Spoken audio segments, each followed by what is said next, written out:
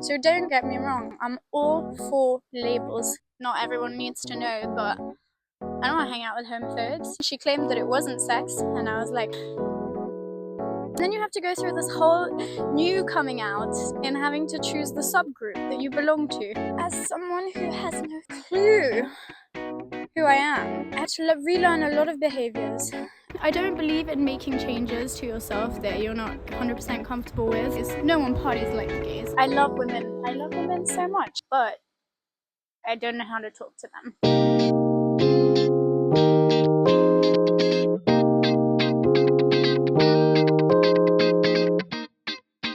Hello.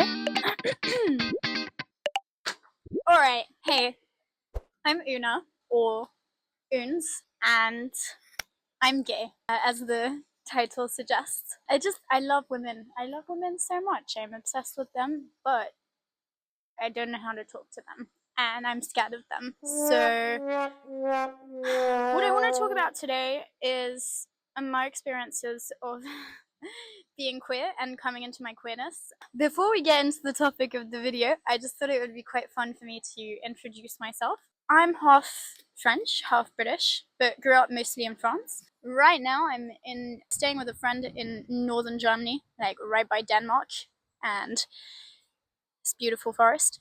The biggest part of my personality is my love for the outdoors. I have an unhealthy obsession with the mountains, and I am so fed up of being the token lesbian and how lonely that has made me feel. So, as an LGBTQIA+ person, how do I label myself? This question is so anxiety inducing for me. As a fruity person, I think that labels are very important. I think that it brings inclusivity. I think that it is super important for people who do not feel represented to have that representation. So don't get me wrong, I'm all for labels.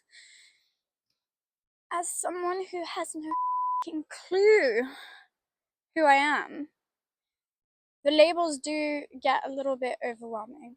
And so I just want to put it out there that you don't need to have a label. It is not a necessity. I spent some time in every letter of the alphabet. Not every, but a lot. By the way, like, I know the alphabet people is meant as a slur, but I've always found it really funny, maybe because I'm not someone who sees myself in the labels, so it's easier for me to not get offended by it. But it does get very confusing, especially as a baby queer. You know, when you're someone who didn't grow up queer, if that makes sense. Probably doesn't. But when you're someone who didn't always have exposure to that culture, it's a lot to take in at first. I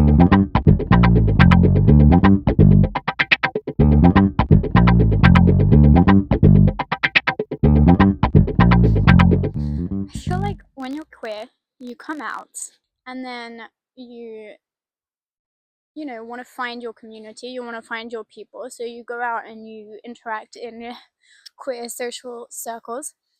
And then you have to go through this whole new coming out or identity crisis and having to choose the subgroup that you belong to. It's easy for me not to care about labels because I don't recognize myself in any of them, but that's also okay. That's my point, we don't have to belong to a label.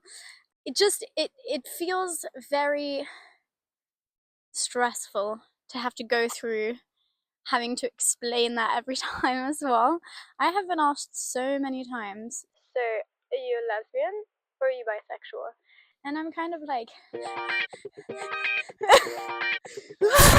don't know anymore. Help!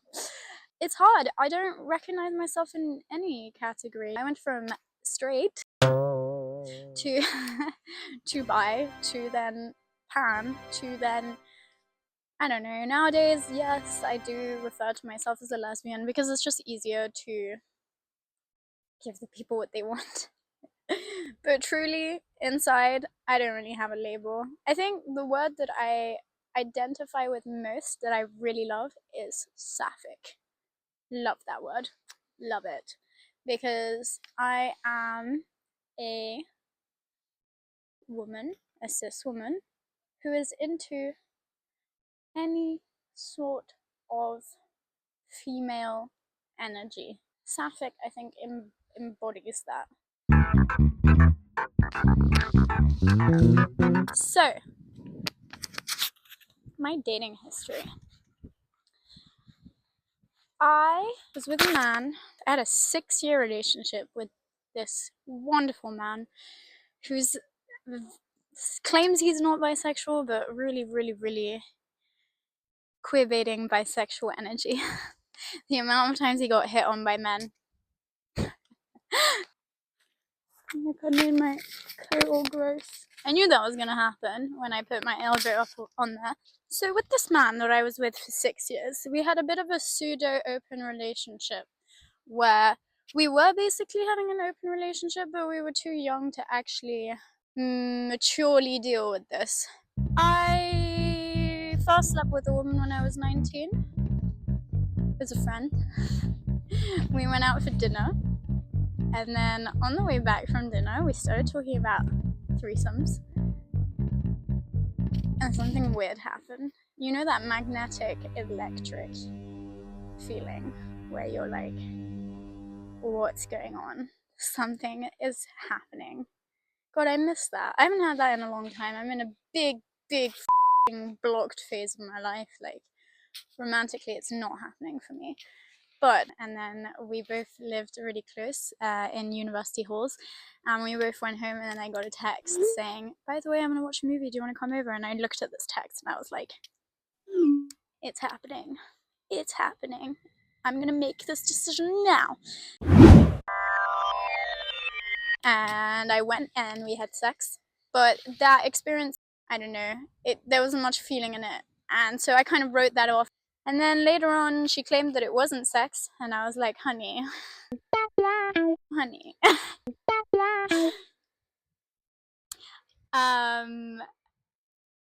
yeah.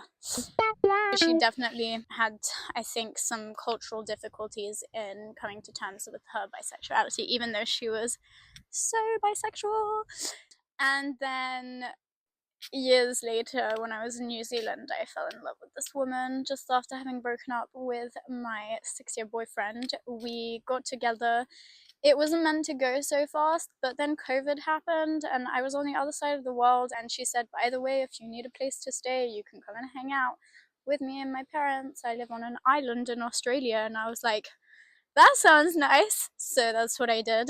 So that's my dating history. And then since I came back from Australia, it's been fucking dead. That was 4 years ago. Honestly, I'm really worried about it. And a couple of years in, I just started thinking, oh my god, I'm never gonna find love again because I'm gay. I made this a problem, which is my fault. I know that. It's because of my baggage. But I'm giving you context to explain that coming into queerness is really fucking hard. It's been really fucking hard. Whoa! That was bigger than I thought it was gonna be. And so, for some reason, that transition from being in 2 long-term relationships and then being single and gay all of a sudden, it was really difficult. I had to relearn a lot of behaviors. I think also my need to fit, we all need to fit in when we're teenagers, and maybe I just wasn't, no, I was being true to myself. I never really questioned, or maybe I never allowed myself to question my sexuality, because growing up in France, being gay was really not, it was not cool. It was not cool. They have a very exaggerated idealization of hyperfemininity. It is, French feminine icon is just super important in French culture. Accepting myself It's not even accepting the fact that I'm gay, even though it is internally. It's just accepting that fundamentally it changes my life, and I need to accept that. For ages, I wasn't accepting that, and I was just fighting against all of these changes because the transition of being a straight girl and having men come up to me to being a gay woman where women are not going to come up to you, babe. You have to give them a reason to come up to you. I was saying that I was fighting against all of these changes, and it was really difficult for me to come to terms with the fact that I needed to change my behavior if I wanted to attract women. So, as I was saying, what I used to do with men, I call it peacocking, or I think fronting is a better term for it. But you know, just like acting cool. This does not work with women, from my experience anyways. It does not work. I don't know.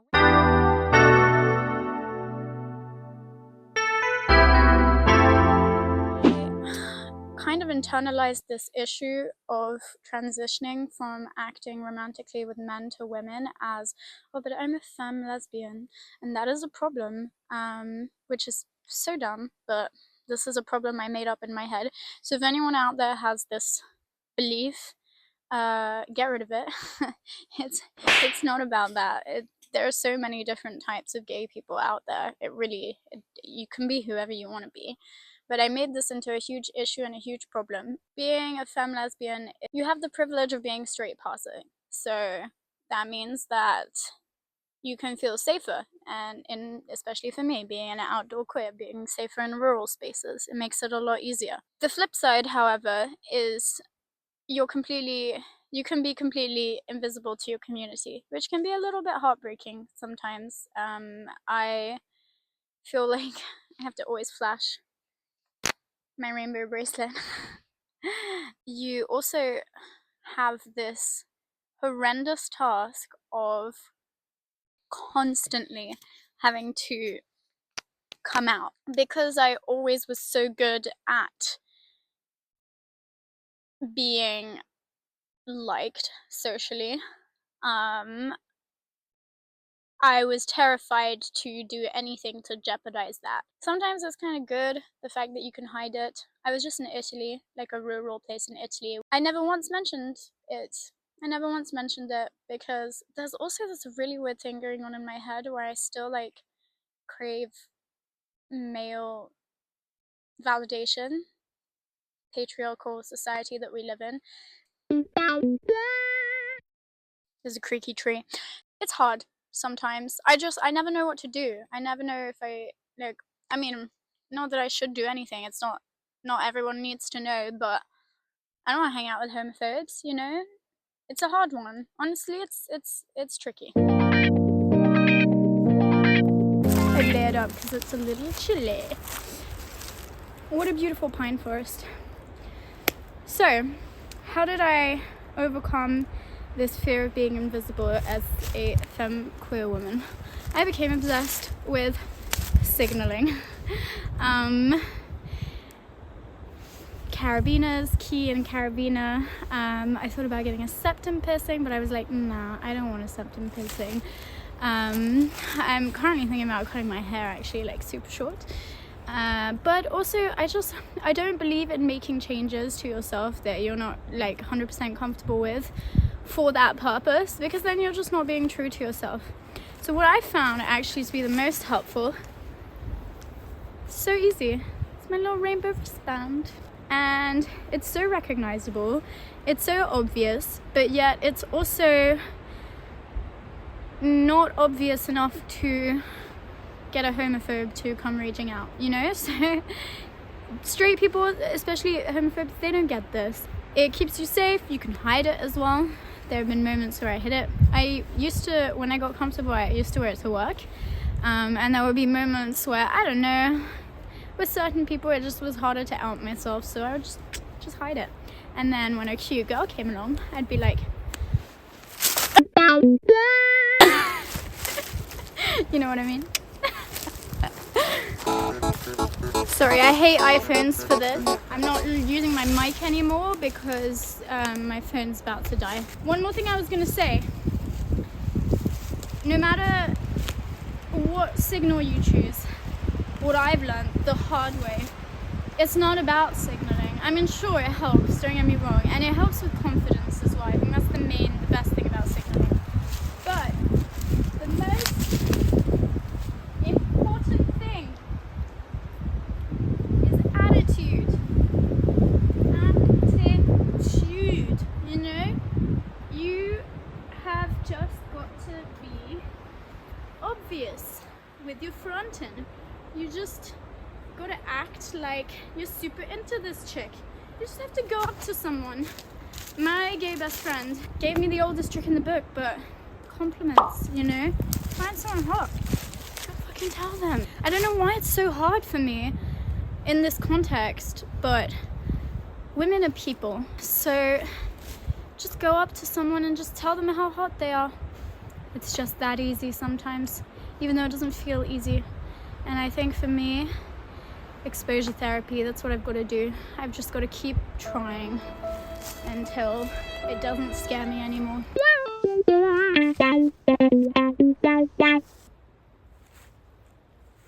Is this awkward? It is a bit, isn't it?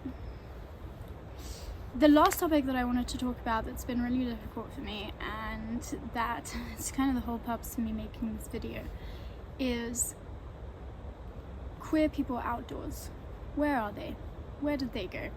I understand that traditional queer culture, well, that's a paradox, but traditionally queer culture is in cities, and that makes total sense because people are more, oh wait, my knees are hurting. People are more accepting in cities. I'm gonna fall in this water, aren't I? People are more accepting in cities. People are more progressive. Change is possible. I understand that rural areas are not the place to have a queer revolution, but I do think that in today's day and age there should be more safe queer outdoor spaces, and this is something that I either want to find through this video or want to create. Queer culture today is so synonymous with hardcore partying, hardcore drugs, over-sexualization. It is also my experience, and don't get me wrong, I've had a lot of fun in those spaces. It's great. I love it. I love partying with the gays. No one parties like the gays, honestly. Like, straight people parties, fucking boring. Sorry, straight people. But at the same time, I think it's limiting, you know, and I think nature is so beautiful and there's so many spaces that could be enjoyed by the queers. So let's make nature more inclusive. I want a queer group of friends that I can go climbing, mountain biking. It's not really my thing, but I want to go skiing, you know, all of these things. Queer people are so cool and so fun to be around. So I want to be around queer people in nature. I am so fed up of being the token lesbian in all of these outdoor activities. Whoa, we're losing the light pretty fast, aren't we? It's like 3 p.m, but I am in the north of Germany. No, I'm an outdoorsy queen. Look at where I am. This is my happy place. Well, the mountains is my happy place. But being outside... Is that a frog? Being outside is my happy place, and because I love the partying, I love the debauchery, I love just, you know, being a crazed, drug-fueled lesbian, but I'm a little bit tired of it, and it's not who I am. And I want to show people that being outdoorsy and queer is totally possible and totally cool. I would just love to do all this shit that I do with someone, with people, with gay people. Not exclusively, but I'm tired. Like, I have too many straight friends that do this, and surrounding myself with my people is something that I'm struggling with. It's also my fault. I'm not very good at, you know, putting the word out there, and I like to do things alone, but that's what I'm doing with this video. I'm trying to get people to mobilize themselves. Come, let's go.